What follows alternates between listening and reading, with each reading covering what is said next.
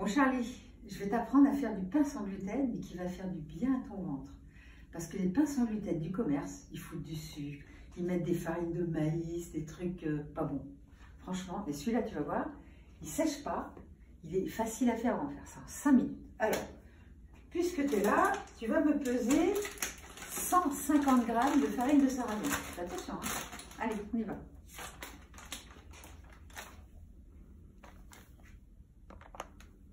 Vers la fin, tu vas doucement. Top, top, top, top, top, hop. Hop. On y est presque. Voilà, 150. Bravo, tip top. Tu me tares la... Voilà. Parce qu'on tare à chaque fois, comme ça on est sûr du pesage. Maintenant, je vais mettre de la farine de souchet. Je crois que tu connais un peu la farine de souchet, hein? Un petit peu. Mais pour ceux qui ne savent pas ce que c'est très riche en fibres, en phosphore, en potassium, en magnésium. Et c'est une farine, bien sûr, sans gluten, mais qui fait vraiment du bien au ventre. Ah, j'avais oublié le psyllium, ouais, c'est bon. Alors là, on va en mettre 50 grammes.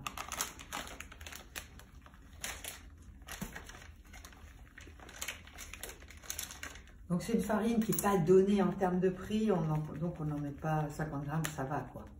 J'ai pas encore fait le prix de revient, je vous le dirai.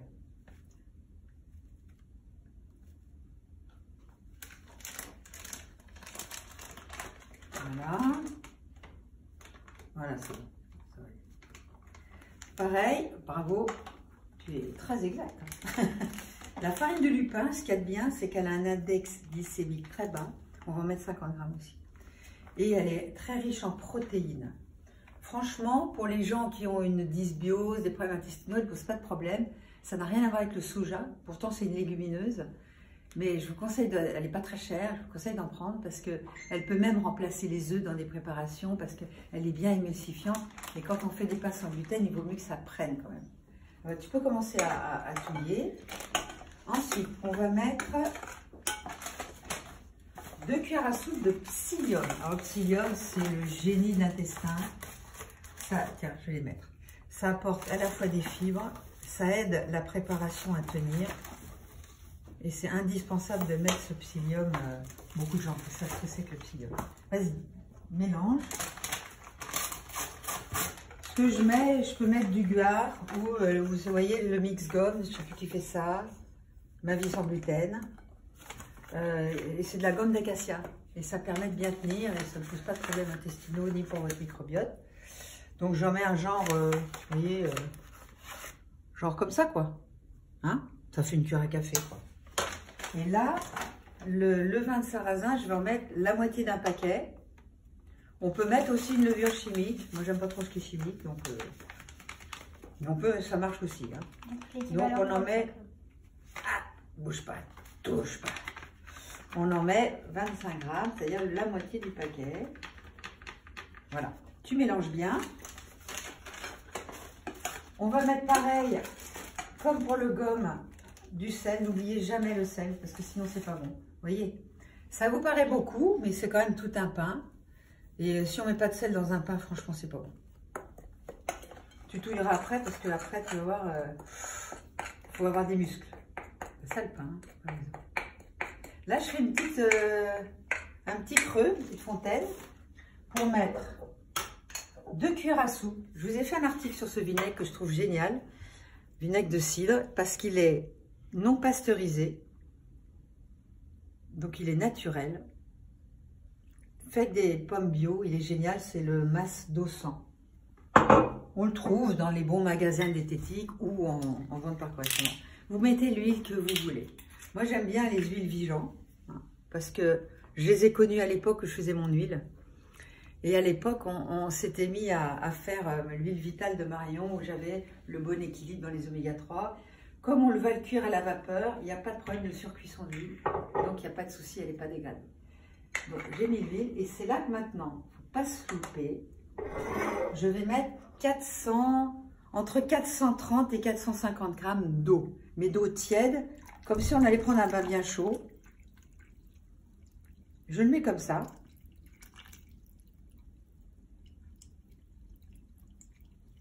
J'y vais doucement parce que je ne veux pas trop dépasser et sinon c'est trop mouillé après.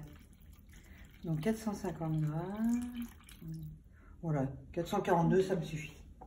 Et c'est là que, tu vois, tu mélanges comme ça.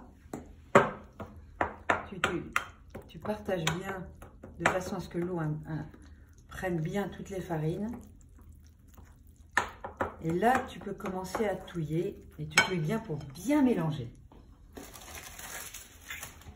Allez, biceps.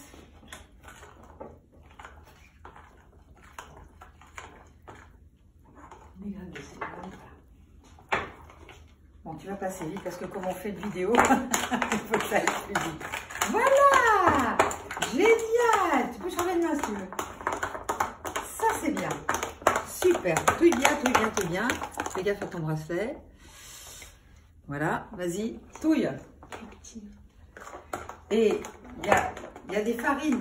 Franchement, pour ceux qui mangent sans lectine, vous pouvez le prendre parce que le sarrasin ne pose pas de problème. Mais prochainement, je vous en ferai un 0,00 lectine. Il y en a un tout petit peu dedans, mais il ne pose pas de problème en général. Ensuite, je vais rajouter, vous voyez, ça fait genre 50 g de graines de sésame. Vas-y, touille. Le sésame, je prends du sésame complet. Il est très intéressant parce qu'il va vous apporter du calcium. Et en mouillant avec la pâte, il va gonfler un petit peu avec la pâte. Et après, ce pain, on va le faire lever à peu près 2 heures. Et on va le cuire 1 heure dans le vitaliseur. Alors, ce que je fais pour le faire gonfler, c'est un truc tout bête. Je prends mon moule à gâteau, je mets de la graisse de coco. Hein. Je graisse bien quand même pour pas que ça attache du tout. Vas-y encore, allez, touille. Je sais que c'est fatigant, mais la cuisine, c'est du sport.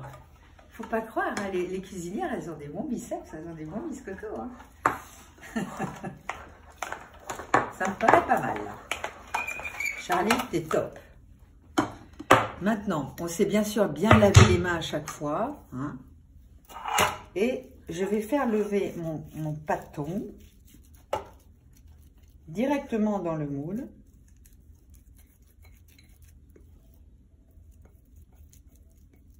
Et ce que je fais, j'ai mis de l'eau chaude dans le vitaliseur. Plutôt 3/4 d'eau qu'à demi parce qu'on va le cuire pendant 1 heure. Et comme ça, vous êtes sûr de ne pas le retrouver sans eau. Vous le cuirez 1 heure à la vapeur dans 2 heures. Il suffira d'allumer. Là, on peut l'allumer à froid. Et on va le mettre... Attends, je me rince la main. On va le mettre dans le vitaliseur. En veillant bien à ce que les bords ne touchent pas.